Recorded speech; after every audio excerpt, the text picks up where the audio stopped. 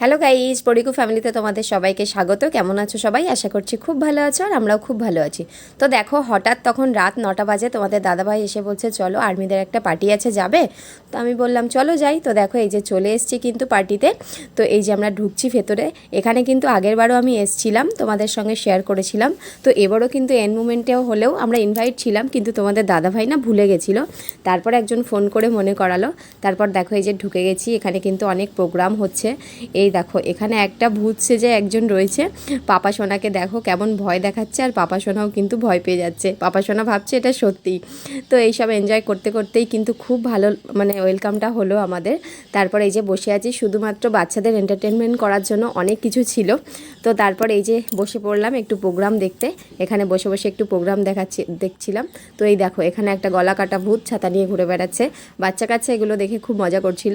তারপর দেখো এই যে চলে এলো, এখানে দিয়েছে চিকেন, যত সম্ভব চিলি চিকেন ছিল, তার সঙ্গে ছিল কোল্ড ড্রিঙ্কস। ওটা বুঝতে পারিনি খেয়ে আমি কী ছিল। তো তারপর এই দেখো এটা হচ্ছে এখানে খাবারের বুফে করেছে। অনেকটা বড় জায়গা জুড়ে কিন্তু খাবারের জায়গা, সেহেতু কোনো অসুবিধা হয় না। তারপরে এই যে বসে বসে প্রোগ্রাম দেখছিলাম, কারণ এখানে মেন হচ্ছে সবাই আনন্দ করে। আর্মিরা এই বছরের একটা দিনেই কিন্তু আনন্দ করে। এখানে না কোনো মানে রুলস থাকে না কিছু থাকে, নিজেদের মতো প্রচুর কিন্তু এনজয় করে। তো তারপর এই যে চলে এলো বাদাম ভাজা। তারপর বসে বসে একটু বাদাম ভাজা খেয়ে নিলাম। আমরা একটু দেরিতে গেছিলাম, এই জন্য স্ন্যাক্সগুলো অনেক পাওয়া যায়নি। তো যাই হোক, মানে এনজয়টাই অনেক বড় কথা, কারণ সারাক্ষণ ঘরের মধ্যে বদ্ধ থাকি আমরা। তারপর দেখো এই যে এখানে কিন্তু একটা বড় অফিসার, ইনি কিন্তু এখানে গান করছিল। আমি গানগুলো দিতে পারলাম না কপিরাইটের ভয়ে। তো যাই হোক, আমি কিন্তু প্রচণ্ড এনজয় করেছি, আর আমাদের থেকে এনজয় সব থেকে বেশি করেছে কিন্তু পাপা সোনা। ও দেখো এখানে ডান্স করছে, গান হচ্ছে আর ও ডান্স করছে। তো আমরা এটাই বলছি যে বাচ্চাদের জন্যই কিন্তু আমরা এইসবগুলোতে আসতে পছন্দ করি, কারণ এখন বাচ্চারা পড়াশুনোর মধ্যে বা নিজেদের কাজের মধ্যে এতটাই ব্যস্ত যে ওরা কিন্তু আনন্দ করার সময়ই পায় না। আমরা ছোটোবেলায় কত খেলতাম, কত আনন্দ করতাম। এখনের বাচ্চারা না দুর্গাপুজোতে ভালো এনজয় করে, আর আমরা তো থাকি এখানে।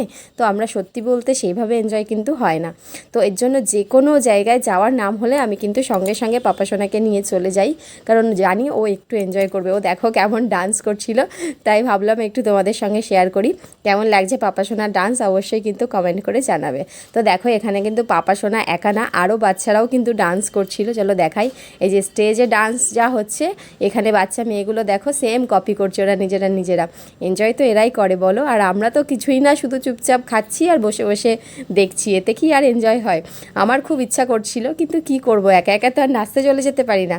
তো যাই হোক, এই যে তারপর দেখো এখানে কিন্তু সব বড় বড় অফিসার সুবেদার সবাই ছিল। সবাই কিন্তু ডান্স করে ভীষণ নিজেদেরকে মানে এনজয় রাখার চেষ্টা করছিল, কারণ এনজয় ওরা এই দিনটার জন্য অপেক্ষা করে সারা বছরের জন্য।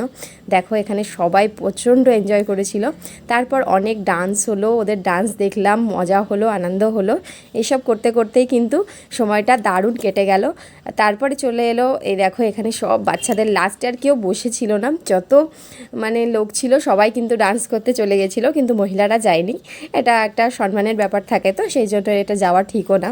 তো দেখো তারপর এগুলো দেখতে কিন্তু খুবই ভালো লাগছিলো। যে অফিসারদেরকে সবসময় আর্মি ড্রেসে দেখা যায়, তাদেরকে একটা সম্মান দিতে হয়। তাদের যখন পার্সোনাল ডান্স বা পার্সোনাল কিছু তুমি বাইরে দেখতে পাবে, তাদের একটা মানে আলাদাই একটা ব্যাপার লাগে, ভালো লাগে। তারপর চলে এলো ডিনারের টাইম। ডিনার করতে করতে কিন্তু 11:30 মতো বেজে গেছিলো।